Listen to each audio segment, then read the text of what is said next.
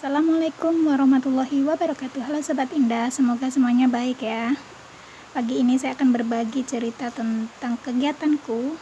Setelah bangun tidur, biasanya saya mengganti popok nenek. Habis itu saya mencuci baju. Setelah itu bersih-bersih diri.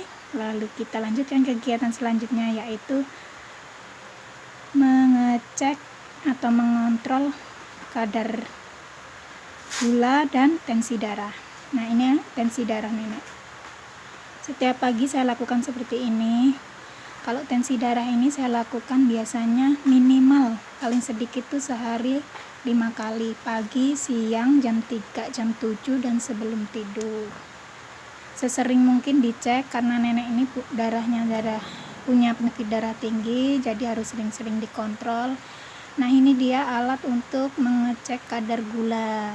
Sobat-sobat Indah pastinya yang pernah cek kadar gula tahu ya. Biasa kalau orang tua itu biasanya penyakitnya udah jadi satu, semua jadi satu, gabung. Apalagi kalau penyakit darah tinggi, biasanya penyakit-penyakit yang lain itu mengikuti biasanya ya sobat ya. Semoga nanti kita kalau nyampe tua umurnya nggak penyakitan, nggak apa-apa. Kayak almarhum bapakku itu dulu meninggal tanpa sakit, tanpa apa. Nah, ini dia, kita bersihkan dulu tangannya nenek dengan alkohol paper, kertas alkohol. Nah, seperti ini bentuknya. Kita lap dulu. Pastikan tangan kita bersih ya sobat, dan jangan sampai darah nenek ini menempel pada kita atau tangan kita. Soalnya kita kan nggak tahu penyakitnya apa, entah menular, entah apa, jaga ya. Nah, ini dia, kita cek dulu. Setiap pagi pura-pura jadi dokter saya. Jadi perawat deng. Ya emang iya perawat orang tua. Kalau dulu aku sudah juga ada alatnya, tapi nenek karena udah kesehatannya udah agak membaik, terus stroke-nya udah agak sembuh, udah bisa gerak-gerak tangannya, jadi sekarang udah nggak sedot dahak lagi paling. Nah, ini dia hasilnya, kebalik ya, 511. Ini hasilnya 115, berarti kadar gulanya normal. Biasanya nenek ini sekitar 200, 180, kadar gulanya tinggi banget, tapi emang kata dokter begitu, nenek nggak mungkin bisa rendah, tapi alhamdulillahnya kadar gulanya bisa rendah lagi. Saya kurangi minum susunya, sama nenek minum obat herbal, yaitu dari buah-buahan yang difermentasi, entah nggak tahu, ramuan orang Cina lah. Pokoknya tiap hari minum itu sehari 2 kali, siang sama sebelum tidur. Banyak banget obatnya nenek. Nah, sambil menunggu tensi darahnya agak lama karena batuknya habis, belum tak ganti. Kita persiapkan untuk sarapan pagi nenek, yaitu susu. Sebelum diberikan ke nenek, tadi udah saya rendam dulu dengan air panas supaya susunya hangat dan tidak menggumpal. Aduh, maaf ya sobat, nih batuknya habis kan, nggak naik-naik. Udah laporan sama cucunya belum dibeliin batuknya. Nenek ini seneng tidur, kalau nggak aku bangunin, aku paksa nggak mau bangun. Ini dia susunya, kita buka dan akan kita berikan. Nah, seperti ini susunya. Sarapan pagi sama makan siang, kalau nggak mau makan nasi dia ya minum susu. Nah, ketika kita akan memberikan susu, ini bagian kepala ini ditinggiin ya. Sebenarnya ini kurang tinggi, ukurannya sekitar 45 derajat lah, seperti itu, tapi aku males, sudah biasa seperti ini. Sebelum kita beri susu, kita tuangkan susu, kita lihat dulu nenek, kita tarik dulu, kita sedot apakah makanannya masih banyak. Nggak mungkin lah, kalau pagi pasti lapar. Selain itu juga untuk membuang sisa-sisa angin yang ada di selang supaya nenek tidak kembung. Oh, ternyata lapar kan. Ya lapar lah, namanya pagi. Oke, kita akan lanjut. nuangin susunya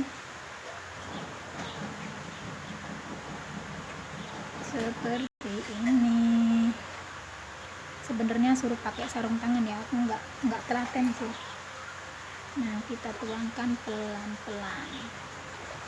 Ini nenek tidur nih, kasih makan keenakan. Minum obat dan minum susu pakai ini ya. Minum air putih pun pakai ini, soalnya si nenek ini paling susah banget suruh minum obat, minum air. Makan aja jarang-jarang mau. Biasanya nenek ini mau makan nasi kalau malam. Itu pun kalau mau, kalau nggak mau ya lanjut ke susu. Sehari itu susunya tadinya 6 kaleng.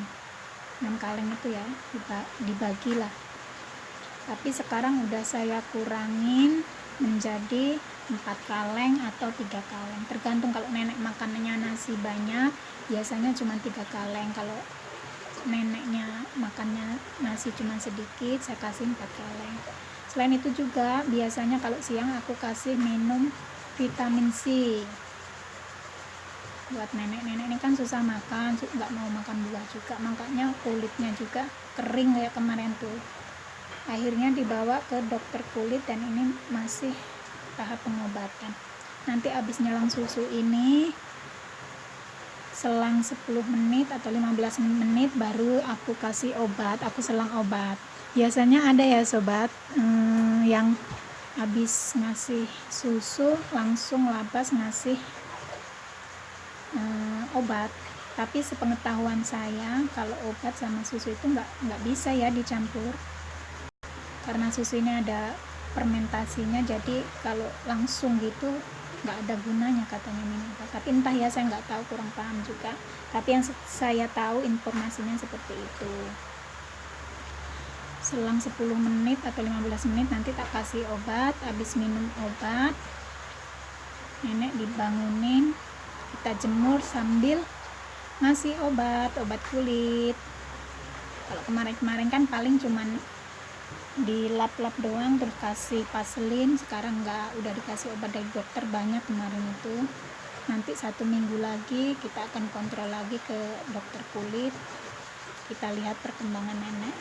Nenek ini katanya kulitnya emang udah mati semua, hitam-hitam loh sobat, nggak cuman gatel doang, dia hitam banget warna kulitnya. Kukunya juga udah mulai mau lepas semua, makanya dikasih obat. Kemarin dicek darah, nunggu hasilnya, coba siapa tahu ada penyakit lain, kita juga nggak tahu ya. Lama banget ini nyelangnya karena susunya kental banget. Sebelum dikasihkan ke nenek, habis direndam tuh harus dikocok ya sobat. Tadi kelupaan. Dan sebelum menuangkan susu, terlebih dahulu dituangin airnya, aku kelupaan, grogi baru pertama. Tadi itu seharusnya habis dicek, ditarik tadi selangnya, isinya itu seharusnya kita kasih air dulu baru susu. Grogi pertama, anggap aja gitu ya sobat ya. Nah seperti ini, aku kasih sedikit air karena kental banget, lupa tadi nggak dikocok sebelum masukin ke nenek. Aduh, pelupa terus ya, beginilah namanya, udah tua. Udah tua tapi rasanya masih muda terus. Seperti ini. Seperti ini suara kipas ya sobat, sama suara mesin cuci.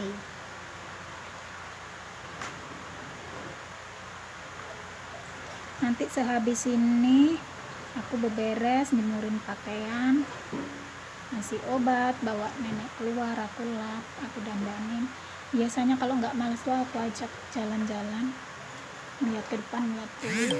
Itu pun kalau aku nggak males. Tapi kalau males ya di rumah saja, nongkrong di teras.